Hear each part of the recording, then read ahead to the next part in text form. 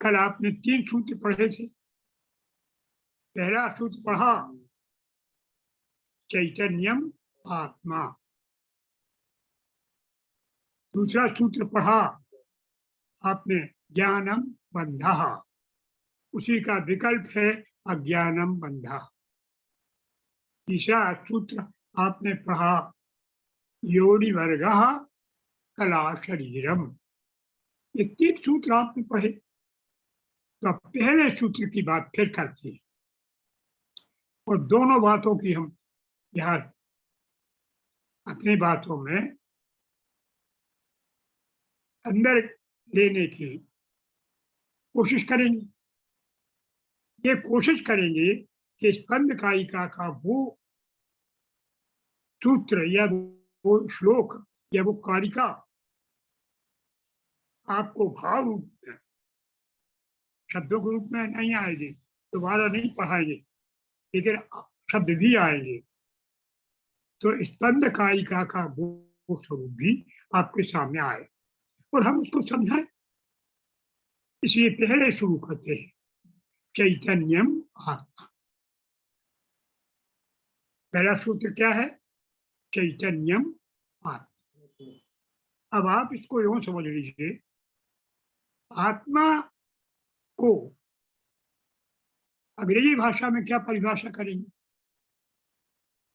तो जो अंग्रेजी की भाषा के ज्ञाता यहाँ बैठे होंगे या जो जहां हों, वे हमारे शिष्य भगवान सदाशिव रूप, वे जो आत्मस्वरूप है, जो चैतन्यमय है, ऐसे हमारे शिष्य भगवान वो सुन लें कि अंग्रेजी भाषा में इसकी परिभाषा के लिए कोई शब्द कॉइन्ड नहीं है। वहां इसको कहते हैं रियलिटी ऑफ एवरीथिंग। आत्मा क्या है? आत्मा इज रियलिटी ऑफ एवरीथिंग। ये बेसिक, ये जितनी पदार्थ है, जितनी वस्तुएं हैं, उनका जो यथार्थ तत्व है वो है। तो ये अंग्रेजी में आत्मा की एक परिभाषा। और फिर चैतन्य क्या है अंग्रेजी में? चैतन्य है सुपर डिवाइन कॉन्शसनेस। ये गॉड कॉन्शसनेस है जो सुपर है। It is independent state of super God consciousness. इस स्वतंत्र, इंडिपेंडेंट स्वतंत्र स्थिति है इसकी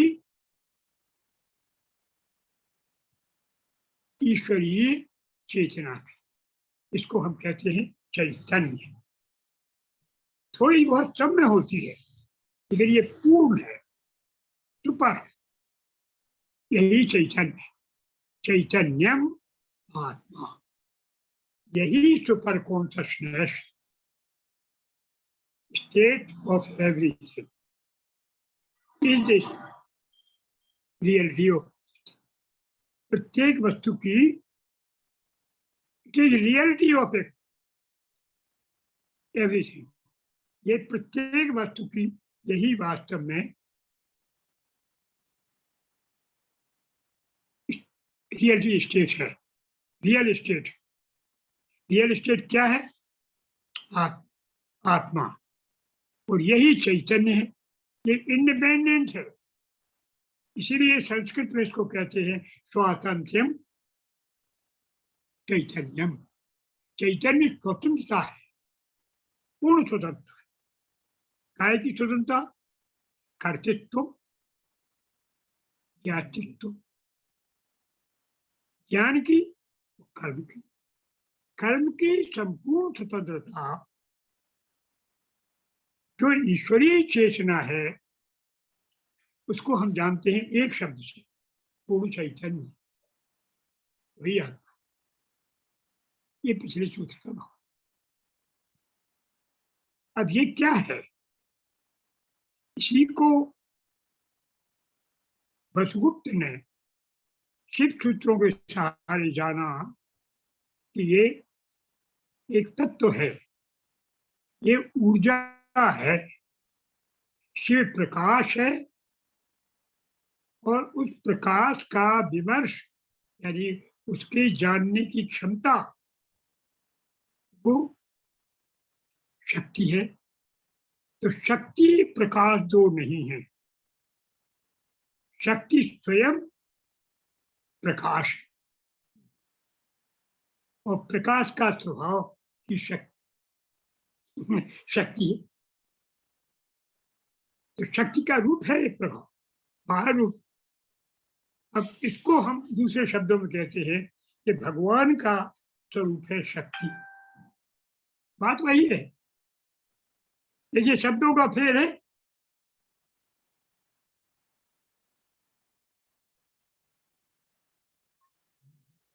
परमेश्वर का स्वरूप हम कहते हैं कि शक्ति है। शक्ति को जानो, शक्ति को देखो। शक्ति संसार के रूप में उसी की है। संसार देख रहे हैं, हम शक्ति का साक्षात्कार कर रहे हैं। परमेश्वर का जो व्यक्त रूप है वो शक्ति है, और शक्ति का जो अव्यक्त रूप है वही शिव है, वही प्रकाश। प्रकाश अंतर में है, उस प्रकाश का स्वरूप जो कुछ बनता है वो सब शक्ति है। स्वरूप बनना ही शक्ति है। जो व्यक्त हुआ वो शक्ति, तो जो अव्यक्त है वो शिव। तो ये चैतन्य क्या है? ये चैतन्य वही व्यक्त और अव्यक्त का संयोग है, यही परम शिव है।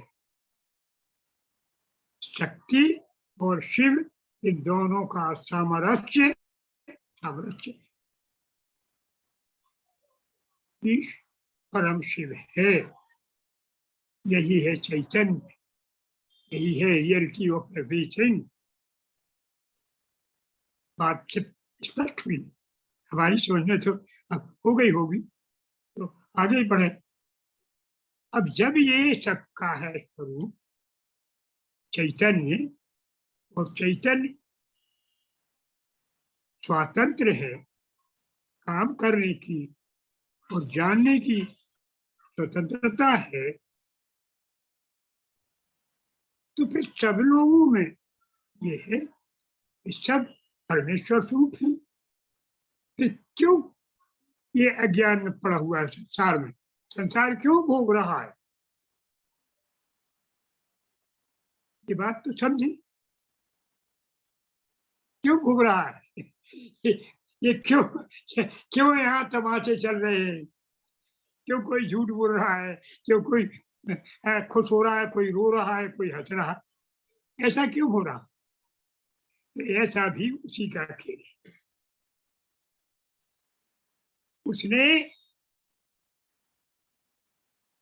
एक है, संसार भर में रियलिटी तो एक ही है, तो रियलिटी मान लो परमेश्वर के रूप में वो है, तो वही अकेला सब कुछ है, तो उसे आनंद कहाँ से आएगा? दो के मिलने से या अपनी अनुभूति से ये आनंद होता है।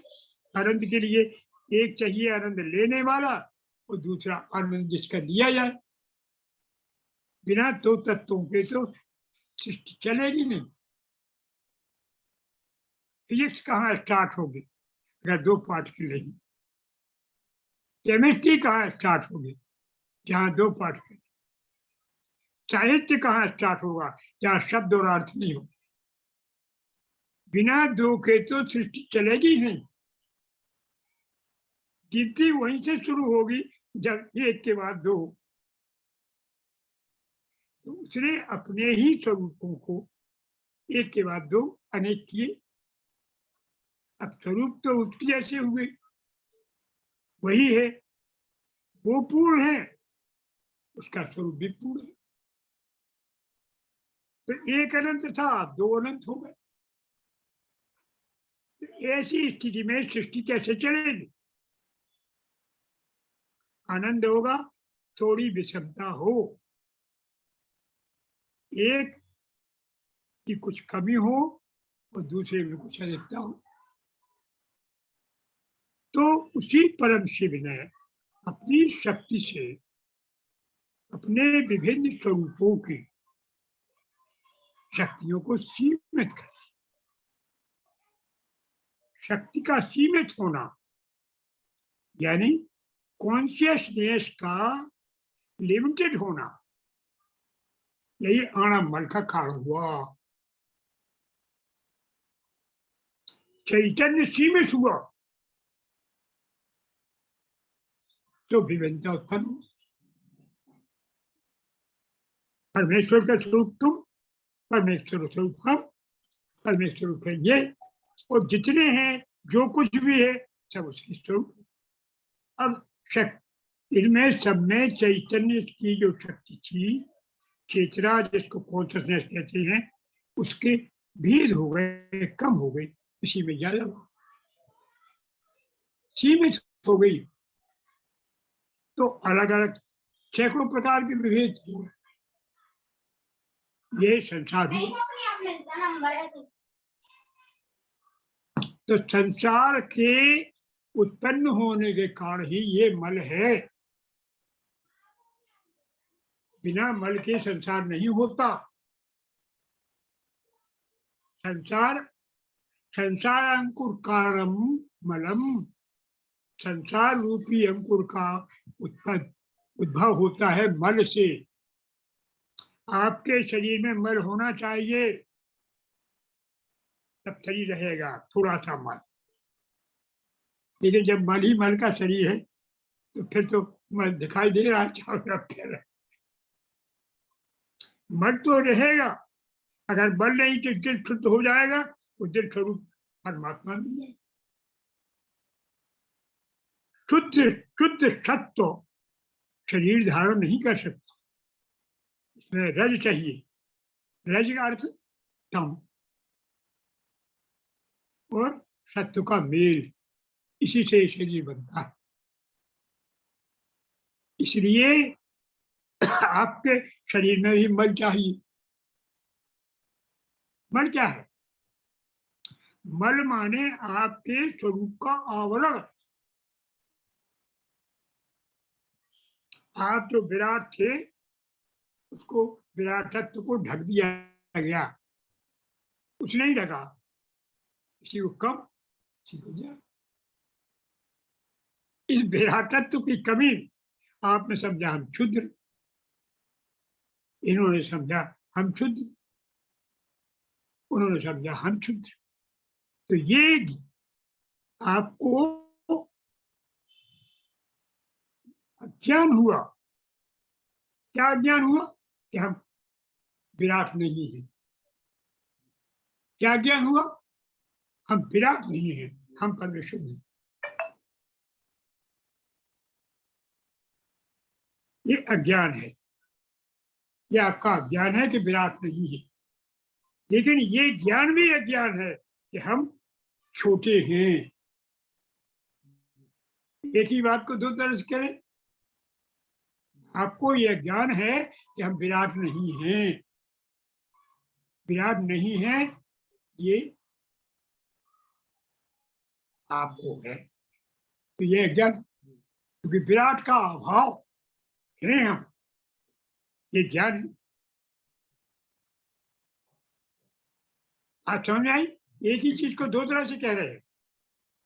हम क्षुद्र है, ये हमारा ज्ञान है, ये बंधन का कारण है। ये बंधन का कारण है कि हम क्षुद्र हैं, हम पापी हैं। हमने कल बताया था, या बार बार कहते हैं, प्रार्थना करते हैं भगवान से, पापो हम पाप कर्मा, पापात पाप संभवम। हम पापी हैं, पाप कर्मा है, पाप से उत्पन्न है। बताइए अब कभी मुक्त होगा आपका? आपने क्षुद्रत्व मान लिया, स्वीकार कर लिया। एक ये आपका ज्ञान जो बंधन का कारण, ज्ञानम बंधा। क्या ज्ञान? कि मैं क्षुद्र हूं, ये ज्ञान है आपका। जो बंधन का कारण है। अब अज्ञान क्या है? अज्ञान ये है कि मैं विराट हूं, मैं तो परमेश्वर स्वरूप, मेरा स्वरूप तो परमेश्वर का है। ये आपका इसका अज्ञान। तो अज्ञान भी बंद हुआ तो ज्ञान, ये उसी को दो तरह से कहा। ये है ज्ञानम बंधा सूत्र के दो रूप, ज्ञानम बंधा, अज्ञानम। अब कारिका देखिए आप, कारिका में व्याख्या कहाँ हुई? अब देखें आप देखेंगे स्पंद कारिका में दूसरे नंबर की कारिका है, उसमें कहा है, अब ध्यान करिए आप, दूसरे नंबर की कारिका जो पढ़े लिखे हो वे अपने याद करें, नहीं पढ़े हैं उनको हम सुना रहे हैं कि यत्र स्थित मिदम सर्वम, जहां सब कुछ है, कार्यम यस्मात् निर्गत, जहां से कार्य निकलते हैं। क्या तात्पर्य? यानी वह स्थिति ऐसी है, ऐसी स्टेट है वो कि वहां सब कुछ पहले से है। ये संसार अलग से कोई बनाया नहीं, ये भाव में, विचार में, चिंतन में परमात्मा में स्थित है। वहीं से ये निकला, बाहर व्यक्त हुआ। यत्तिष्ठितम मिदम कार्यम, जहां इसका कार्य, कोज और इफेक्ट जहां स्पष्ट रूप से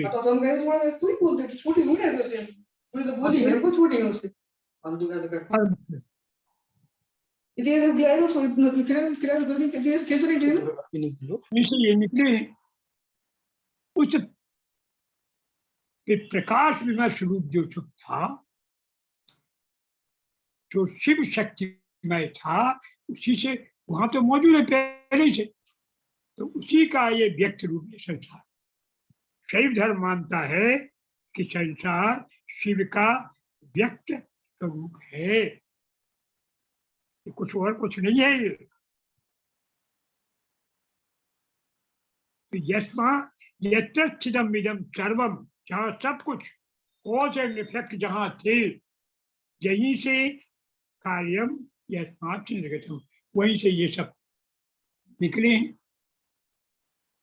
सच्चे अनावृत रूपत्वा, उसका खुला स्वरूप है। परमात्मा को ढका हुआ रूप नहीं है, जो है तो खुला है। निरोध हो, उसका निरोध कौन करेगा? प्राण का निरोध कौन करेगा? क्योंकि प्राण ही तो जीवन है, तो जो जीवन है वही तो निरोध करेगा। इसलिए उस चैतन्य का, चैतन्य से ही सारा सृष्टि उत्पन्न हो रही है, चैतन्य का ही ये स्वरूप है सृष्टि, चैतन्य में ही ये स्थित है, फिर इसका विरोध कौन करेगा? इसलिए इंडिपेंडेंट। पहले में कहा ना, चैतन्य क्या है? चैतन्य स्वातंत्र्य, स्वतंत्र क्या है? इसका कोई निरोध नहीं है। तो चैतन्य है, चैतन्य अर्थात क्या? ये सुपर गॉड कॉन्शियसनेस है, ये स्वतंत्र है, पूर्ण स्वतंत्र, काय में, कार्य करने में, जानने में। अब उसका विरोध कौन करे? वहां कह रहा स्वतंत्र उसका गुण है, यहाँ कह रहा तो उसका निरोध करेगा कौन? क्योंकि जो है वो तो वही है, तो वही उसका निरोध कैसे करेगा? दूसरा तत्व ही विरोध कर सकता है। इसलिए ये कार्य का दूसरे नंबर की इसी को सपोर्ट, इसी की व्याख्या है। और सारी सृष्टि वो है, इसकी दूसरी कार्य का व्याख्या करती है, वो है कार्य का क्षय।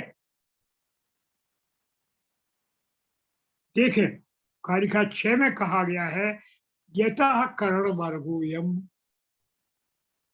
विमूढ़ो अमूढ़वत्वयम्। जिसके कारण, जिससे, यतः जिससे, करणवर्गोऽयं, ये सारे ऑर्गन्स हैं, ये सारी हमारी इंद्रियां हैं, ये सब जड़ है। जब आपके भीतर चैतन्य शक्ति नहीं होती तो इंद्रियां काम करती नहीं करती। इंद्रियां कार्य तभी करती हैं जब चैतन्य शक्ति है, उसको छू करके ही वे सब करने लगती। तो यतः जहां से, करण वर्गोयम, ये समस्त इंद्रियों की शक्ति, इंद्रियां विमूढ़ हैं, जो जड़ हैं, वो अमूढ़वत चैतन्य की तरह कार्य करने लगती। आंख देखने लगती है, चेतना आई,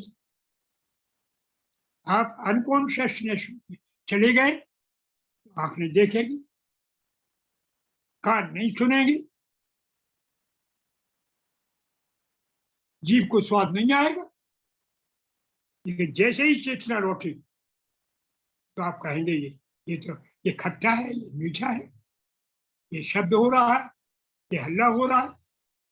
कान काम करेगी, नाक कहेगी गंध आ रही है, आंखें कहेंगी ये अच्छा है, बुरा है, ये अंधेरा है, ये प्रकाश है। ये सारी इंद्रियां जैसे चैतन्य हो, तो जिसको छू करके अंतःकरण के साथ सहा क्या है, सहांतरेण चक्रेण, अंतर का चक्र क्या है? अंतर का चक्र है, आपको बताया है कौन, क्या कहते हैं अंतर का चक्र, बोलिए।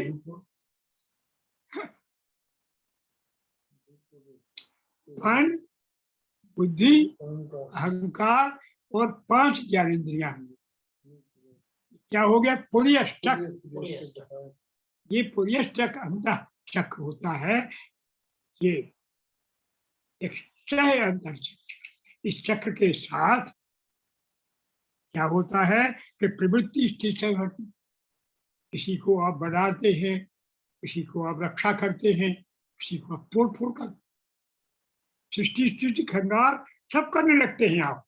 जो परमेश्वर करता था आप करने, तो वो तत्व कौन सा हुआ? चैतन्य। वही तत्व शुद्ध, वही तत्व पूर्ण रूप से परमेश्वर है, उसी को कहते हैं पूर्ण चैतन्य। वही है आपका आत्मा, रियलिटी ऑफ एवरीथिंग।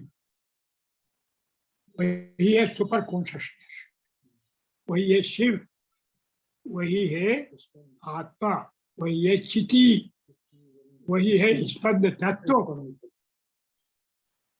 ये इसकी व्याख्या, ये कार्य कहते हो। इसी प्रकार कारिका 28वीं इसी की व्याख्या करती है। ये 3 मंत्र है जो पहले चैतन्यम आत्मा की व्याख्या करती,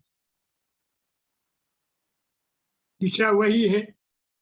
ये बात समझ लो, कारिका याद करने की आवश्यकता नहीं है। यस्मात्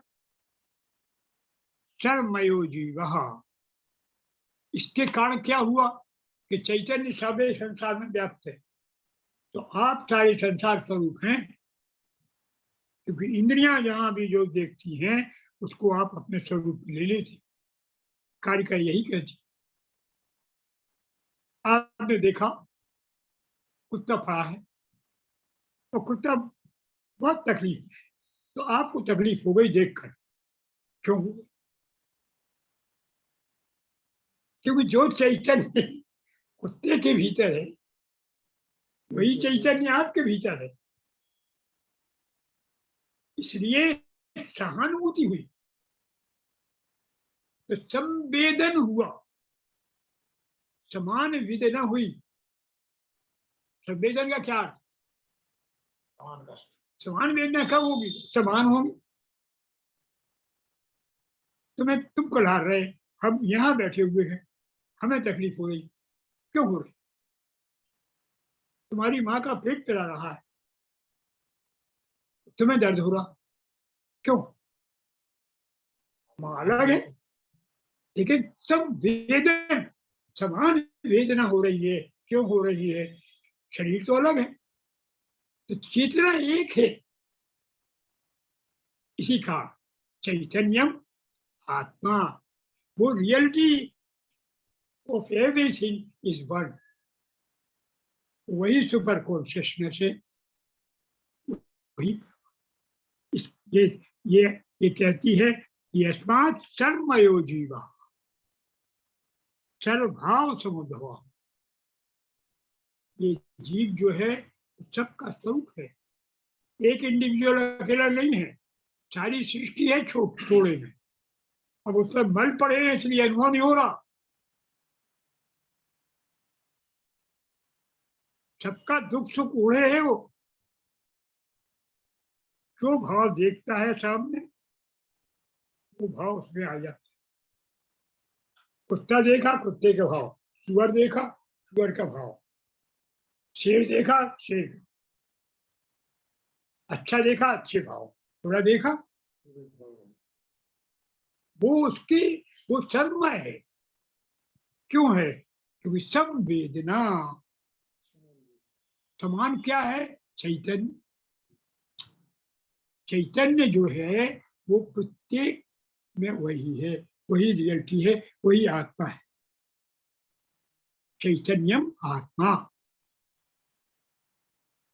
तो ये क्या हुआ? ये पहली व्याख्या।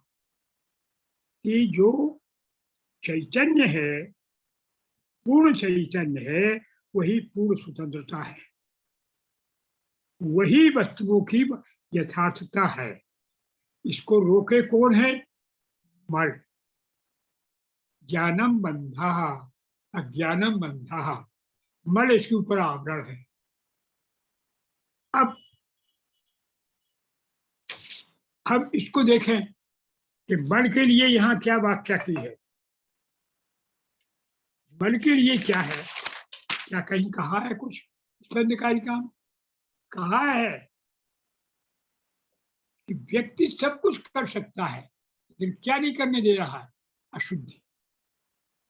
अशुद्धि कौन है? मन। अशुद्धि ये नहीं है कि तुम नहाया नहीं, अशुद्धि ये है कि मल से आवृत है। मल क्या है? ये ऊपर वाले ने दिया है, उसको प्रयत्न करना है। क्या करना है? हमने क्षुद्र मान लिया है, तुम छोटे हो, छोटे काम कर रहे, छोटे काम कर सकते हैं, हम छोटे हैं।